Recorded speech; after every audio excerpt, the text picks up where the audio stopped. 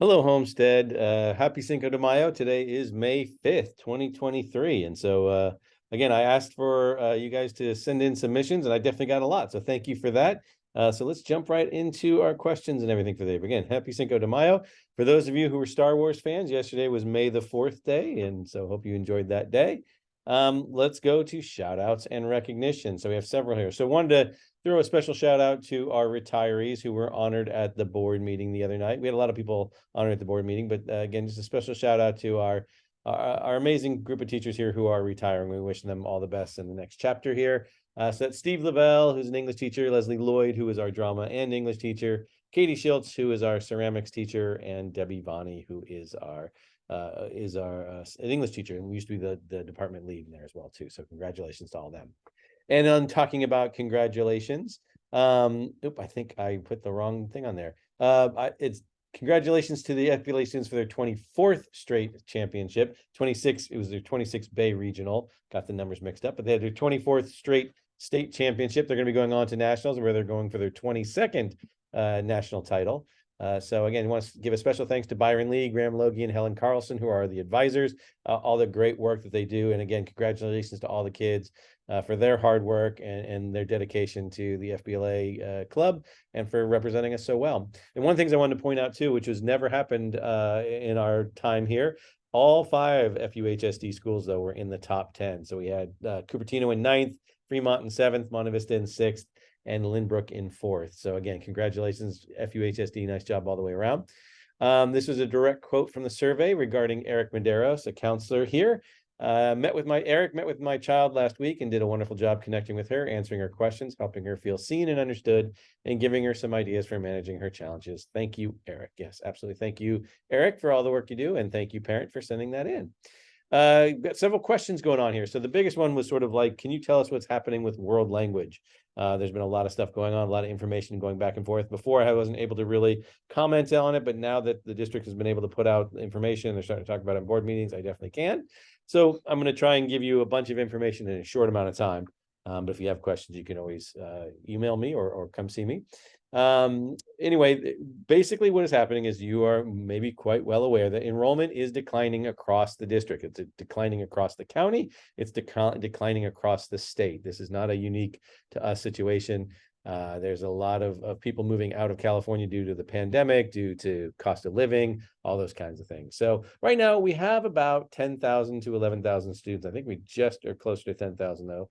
But at Homestead, we will be losing between 600 and 700 students in the next 5 years. So take that number, the lowest number, 600, excuse me.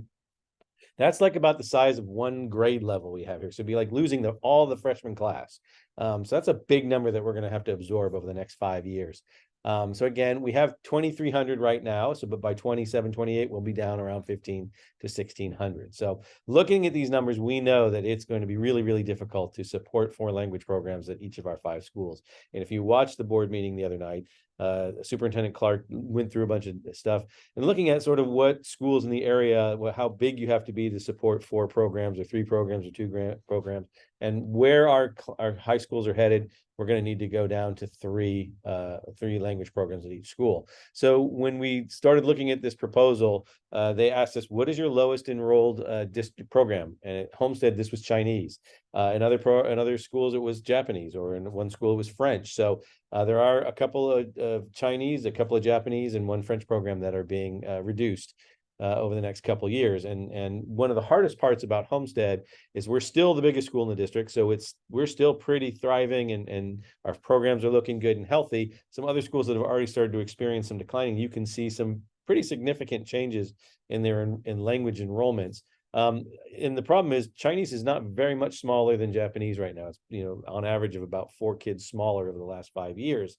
And so one of the things that we're actually looking at is, can we delay that decision to see if which program really does start to decline, or if it's even a different program that starts to decline. So that's something that's still up for debate, but no matter what, we're still going to be looking at reducing a specific language, and right now it's Chinese. And how that would work is starting in nothing happens next year, everything kind of stays the same, but in 24-25 we would not offer level 1 of Chinese. Then The year after that, you don't offer level 1 and 2. The year after that, you don't offer levels 1, 2, and 3 until you've gone all the way through and removed all those. So people who are now, and even in middle school taking some of these languages should be able to finish up, but it'll be some others that pretty soon that are going to get cut off from that program. And so, yeah, again, as you can see, it won't be completely eliminated to the year 28, 29. But world language is not the only program that is seeing some cuts. That's one that we're doing some proactive cuts in because we can see those issues starting to happen. We are declining 18 sections overall from this year to next year. And some of those cuts are going to be happening in like English and math and PE as well. So other departments are getting it just because there's simply not enough students to enroll in those classes. The cuts are happening. And right now, like I mentioned, some of those retirees earlier, like in English, those, because we have some retirees, it's not actually hurting the current teaching staff. We can deal with it through attrition. With math, we're going to have to shuffle some teachers around from different schools. We may end up hiring a few teachers. But those are kind of the things that you do. So not an easy decision. Just I'm kind of telling you here in the black and white. I'm not trying to make it sound like we're heartless and we don't understand a lot of the issues that are happening with this. But there we do have to look at the black and white of numbers and the number of people that are going to be in those seats. And right now this is looking like the plan to be. And again, there's some more questions going on as to which program is really the one that at Homestead that's going to get cut. And right now, though, the proposed plan is for Chinese. There was a question about what would SB 274, which has the prohibition of suspension for willful defiance. What will that do if passed exactly? Sounds like it would make it harder to discipline students. What can Homestead do instead of suspension? So this is actually something that's not new. This is something that's been looked at for many years. When you look at the ed code, there are specific numbers and letters that go with this, and this is a K suspension. And there's been always a big problem with the K suspension because it's kind of this wide overarching category for saying like you're swearing or you're not listening to what the teacher said or not following directions. And so sometimes it's been used to overly used to punish students. And so Homestead went away from using this as a solo issue or reason to suspend. It might be tied on to something else, like maybe you're under the influence and you're being willfully defiant. Might add some of those, but we really don't we don't suspend for willful defiance. We do, though, have other consequences we can give out. It doesn't have to be a suspension. Suspension is supposed to be only if for a very egregious situation or if there's no other choice but to get to that point. So if you're high, yeah, you can't be on campus. We're going to suspend you. But if it's, if you're cutting classes, you're going to have a series of consequences until finally it might be a suspension because we've run through all the other consequences. But we have things like detention, Saturday school. We can do community service, restorative practices, mediation, all these kinds of things. So we've done pretty good without having to deal with willful defiance. The only problem I see with this one, to be honest, is like when we've had someone pull a fire alarm and then the whole school has to, stop learning and go out to the field because we have to leave during a fire alarm. Well, that actually is a major disruption. And so that is a good reason to suspend somebody under K. There are other ways to suspend them for things like that, or maybe we give them a different consequence, but I don't think it will handcuff us in terms of taking care of some of these minor issues that are on campus. And I don't agree that minor issues should be suspended anyway. So again, we still have tools to play with. So I don't think it's going to be much of a problem for us at all. There has been discussion among parents that the AP exams do not allow time for lunch. Is that true? How can we fix that? This is probably because on the very first day, there was some issues when that happened. It has not happened since, but just to be clear, the dates, the times, the subjects, that everything is set by College Board. We follow their agenda, their time schedule. So we really don't have any say in how much time there is between tests and that kind of stuff. There is an hour. And some students do take 2 tests in a day. So we are encouraging students to bring water and food, and we do have some snacks that are available too. But there are times where if things take a little while to get kids seated and get things started, it may eat into that hour because there are times where you have to start tests. But on that first day, we definitely had a couple of issues. It was the first day of testing. Proctors were new, students were new to it, and there were some issues going on. Excuse me. So it did eat into that hour. And so that was kind of a hard day. I apologize for that, but it hasn't been a problem since. So again, I don't expect it to be an issue moving forward though. So, but again, please send your kid with snacks and water. We allow them to put that on a side table and they can have access to it when they need it. So hopefully that good. And again, we've been seeing a lot. It's been getting a lot better as the week's gone on. This person asked, what awards are given for the senior awards? How do you know if your student got one? If a student does not get award, does he or she still go? Do parents come? So there's a wide variety of things that are given out on senior night. There are things, scholarships, whether it's school scholarships or other, charity groups that are giving us, like PTSA has some, and the Cupertino Lions has some, and all these different groups may have these different scholarships. So those have been awarded. Those will be announced that night. There are both academic and athletic awards that we do that night. We give out the honor sashes, like if you're in the French National Honor Society, you get your cord. If you're in business, you get your sash, all those kinds of things. So a lot of those get handed out that particular night. So it's a lot of fun.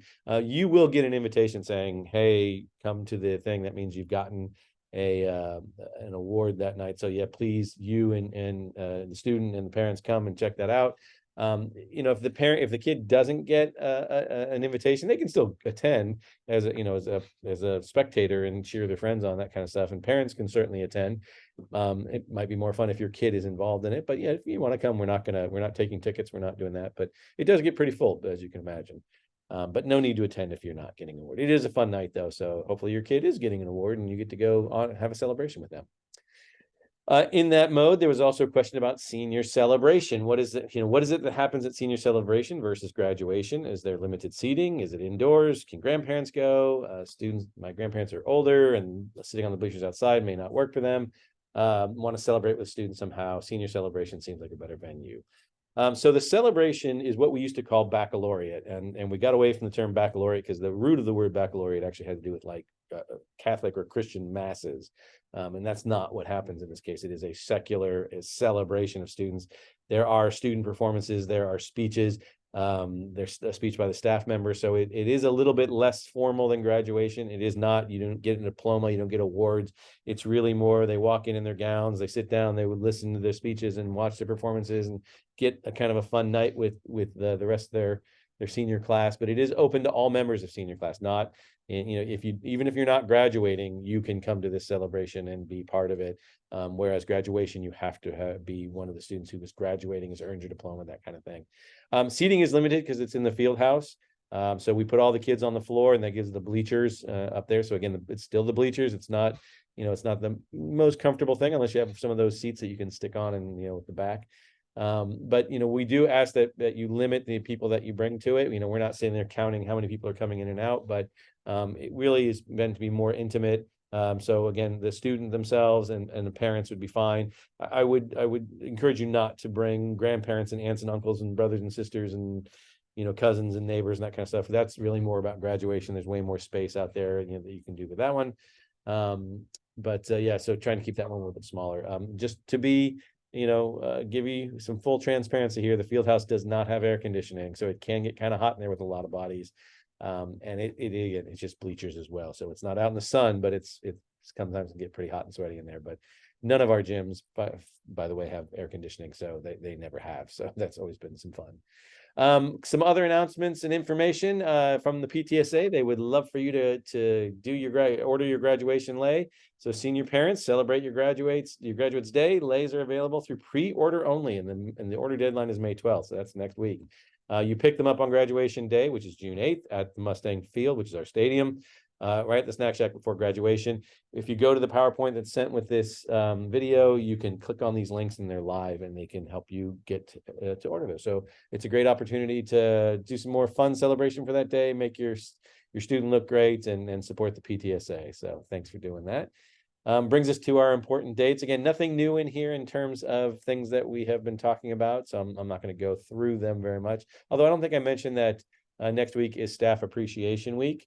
So we're going to be doing a lot of fun things here for our staff. And, if you feel like some staff members have been doing some great work for you, please feel free to send them an email or send me an email that tells me how great they've been doing, and I'll be sure they get it. But again, we'll be showing some appreciation for them. And then we got, again, as we mentioned, all these great things happening, senior prom, senior awards, all that kind of stuff. So we hope to be able to see you at some of those. So again, thank you for sticking around. This was a little bit longer one than before. Again, keep sending your questions and comments in. I'll keep answering them. Have a great Cinco de Mayo. Have a great weekend. And looking forward to getting closer to the end of the year. Take care, everyone.